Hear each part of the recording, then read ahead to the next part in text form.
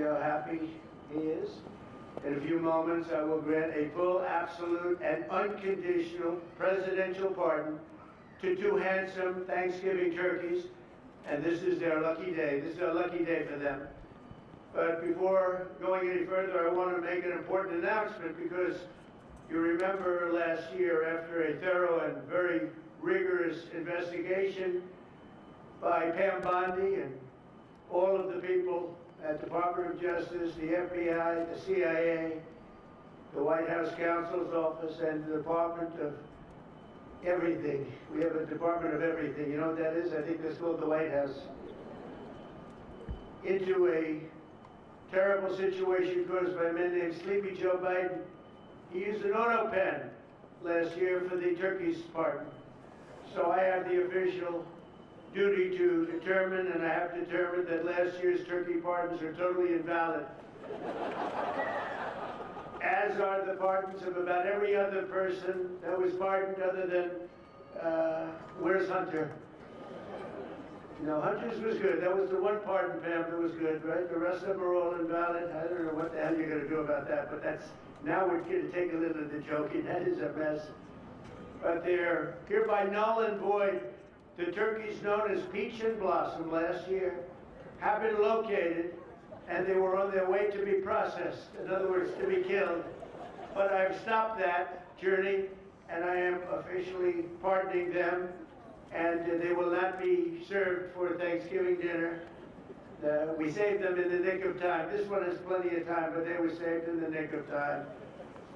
We're thrilled to be joined today by Vice President J.D. Vance, Second Lady Usha Vance, their daughter Mirabelle, and along with Attorney General Pam Bondi, Secretaries Marco Rubio, Scott Bassett, Pete Hegseth, Brooke Rollins, Howard Lutnick, Linda McMahon, Scott Turner, Administrator Lee Zeldin, who's done a great job. A nuclear power plant gets approved in less than a week. Okay? I'm only kidding, but pretty close to that. And we have more. Where's Lee? Stand up, Lee. One of my great superstars. Thank you. It used to take 20 years before you got rejected when you put in an application. Now we're doing them in a matter of weeks, right? And that's why we have the biggest plants anywhere in the world. We're leading in AI. We're leading in everything. Our auto plants are pouring back into our country. Where do you see the jobs coming with them?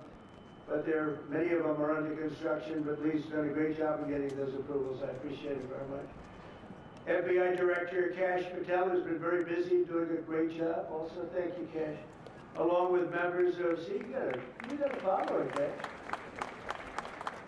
Along with members of Congress, and in particular, I want to mention Jason Smith and David Rozier. Where are those two guys? Come on, stand up, fellas. What good people. Jason knows more about the tax code than any living human being. He knows so much, we don't even want to hear about it, right? Too complicated. We're going to make it a simpler code. But we did in the great big beautiful bill. It was just passed. Your imprints all over that, and it's amazing. The biggest tax cuts in the history of our country for middle-income people. The biggest tax cuts in the history of our country for middle-income people.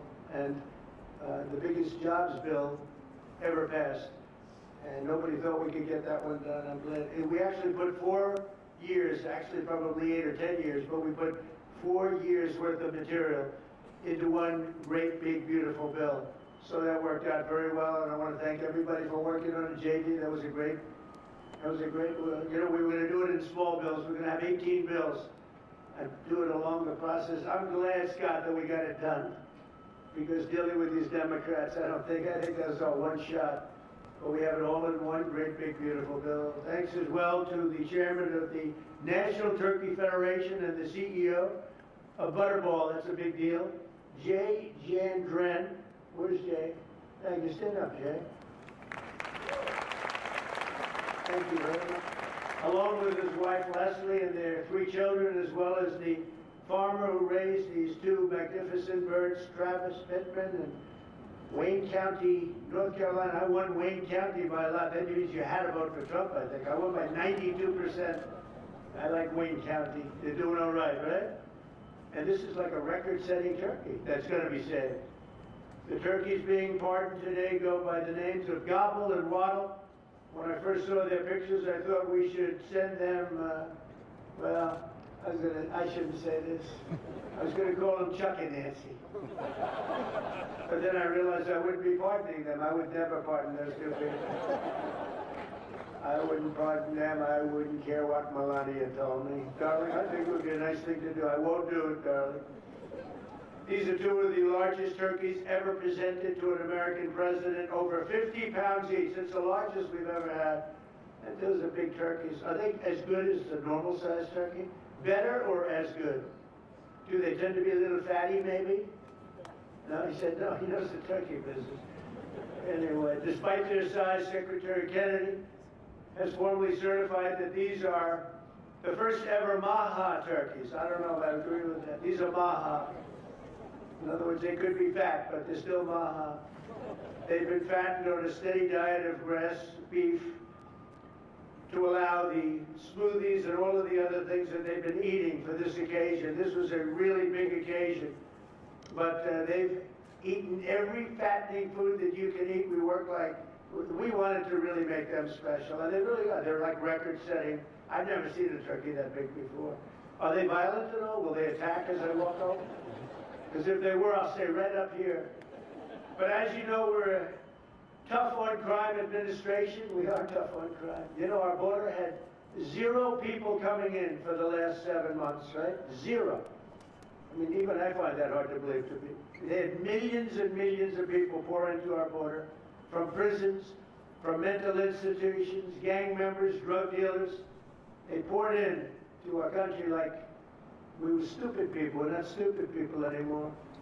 But nobody's ever seen anything. The job that they've done on the Tom Holman, Christy Noem, the whole group, the job they've done on the border is almost like a miracle. We have, and the people that make these statistics have said 0.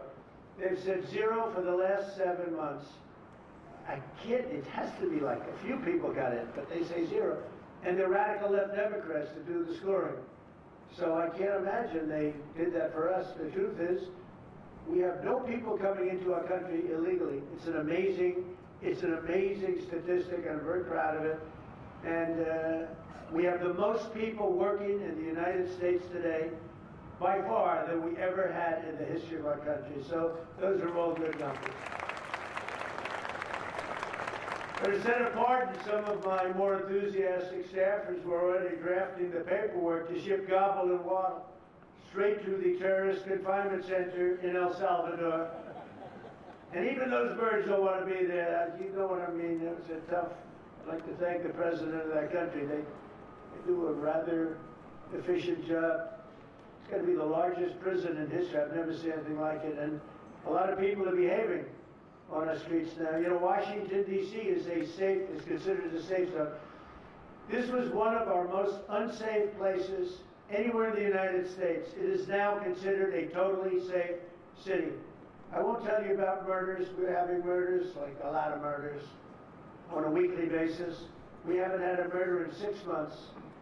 And it doesn't sound good even to say that. We haven't had a murder in 6 months. But when you are averaging 1 and even sometimes 2 a week, and you haven't had 1 in 6 months, you can walk with your family down the middle of any street, go to a restaurant, you won't get in.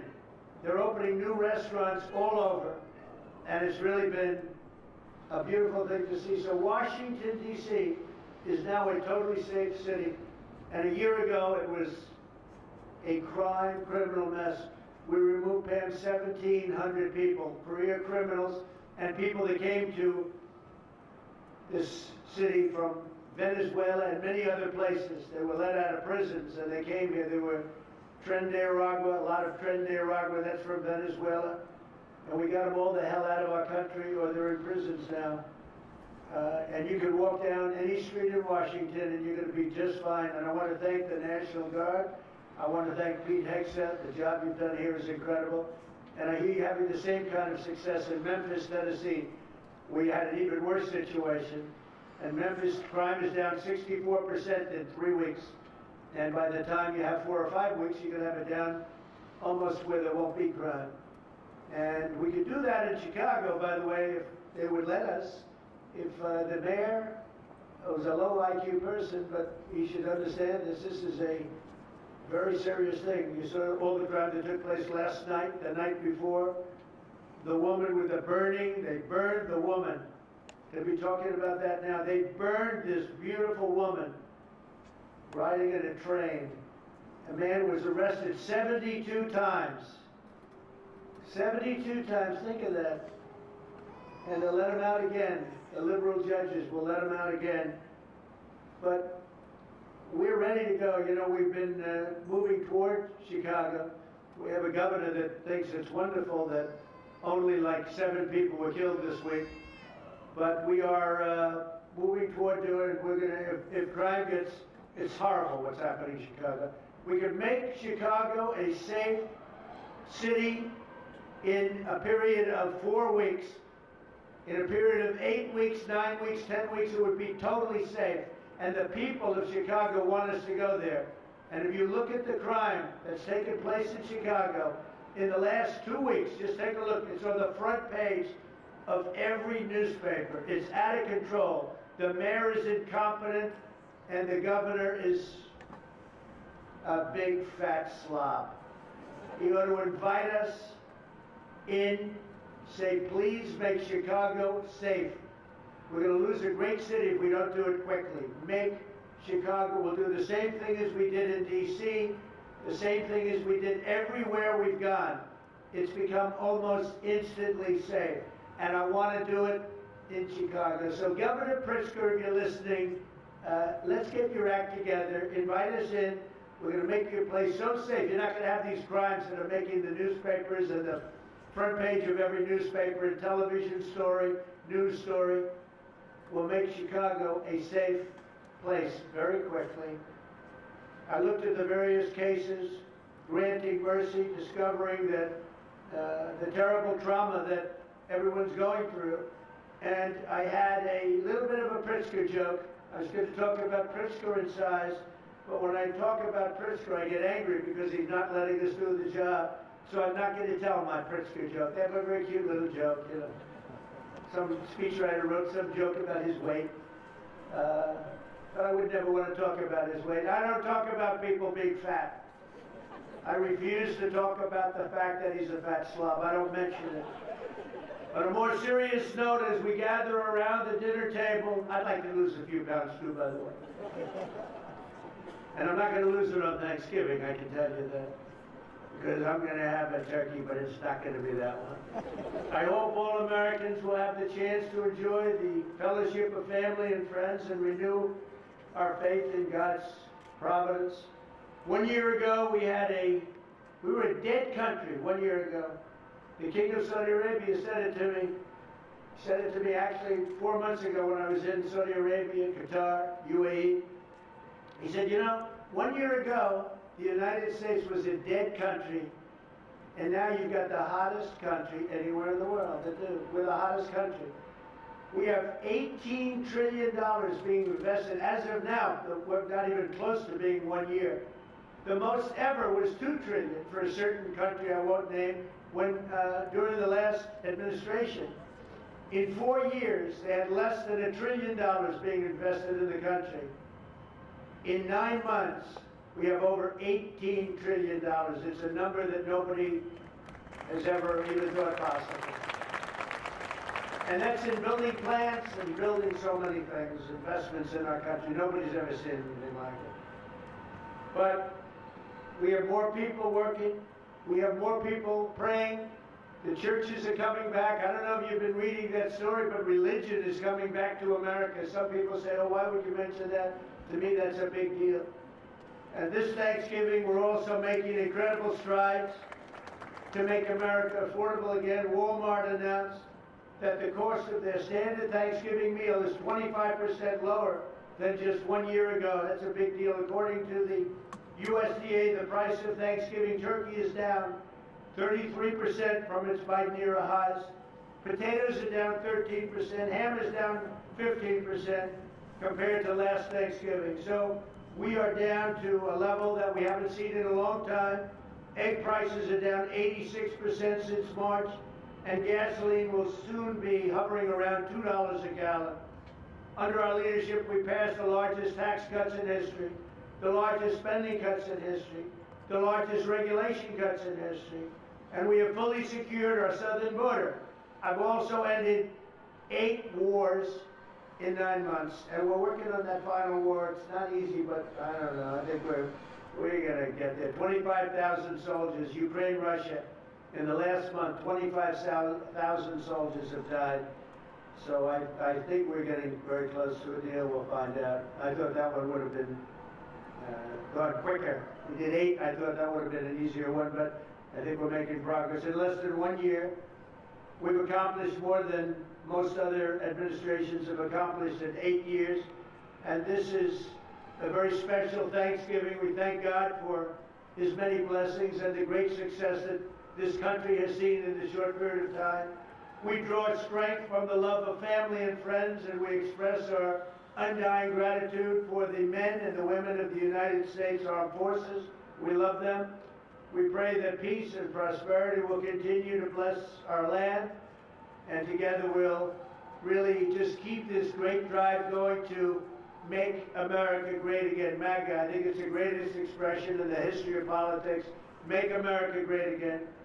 So once again, Melania, thank you for doing such a great job and being such a great First Lady. And now let's go and give Gobble, Waddle. Waddle, by the way, is missing in action, but that's okay. We'll pretend Waddle's here. The gift that they've been waiting for.